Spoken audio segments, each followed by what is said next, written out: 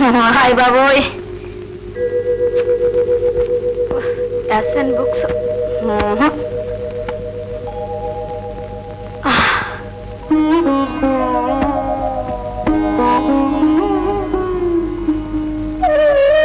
అమ్మాయి, మీకు నవ్వులాటగానే ఉంటుందిలేండి. మీకేం తెలుసు ఆడవాడు పడే కష్టాలు. అబ్బో, తమరిప్పుడు అంత కష్టపడి చేస్తున్న పనేమిటో. అంత తేలిక అడిగితే ఎలాగా? మీరు ఒక్కసారి చూడండి నేను ఎలా తయారు చేశాను.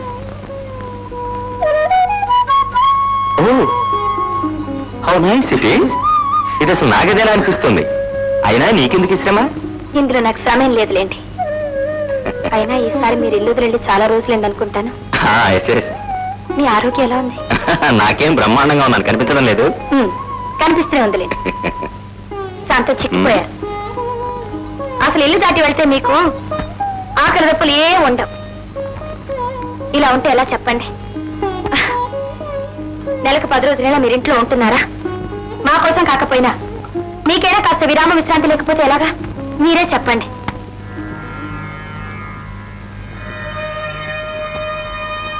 చెప్పండి.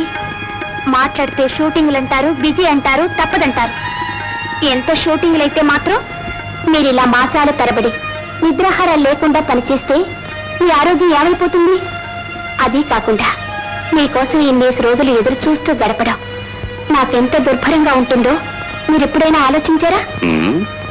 ఎప్పటికీ నిన్ను నాలోనే దాచుకునే మార్గం ఏమిటా అని ఆలోచిస్తున్నా.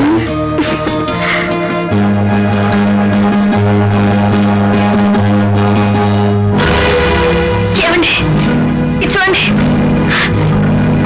Rajesh garu, please. Sorry Sharada, I'm sorry. Oh God.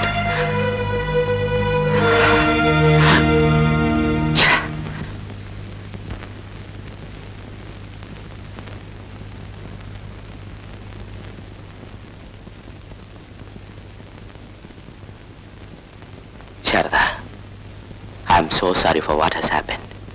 It's all right. నా గతం నన్ను పెనుభూతమై వెంటాడుతోంది. అప్పుడప్పుడు నన్ను నేనే మర్చిపోతున్నాను. నా మనసేం బాగుండడం లేదు. Sharada, if you don't mind, సాయంత్రం నా తల బయటకు వస్తావా? కాసేపు క్లబ్లో కూర్చున్నద్దాం. Thank you Sharada.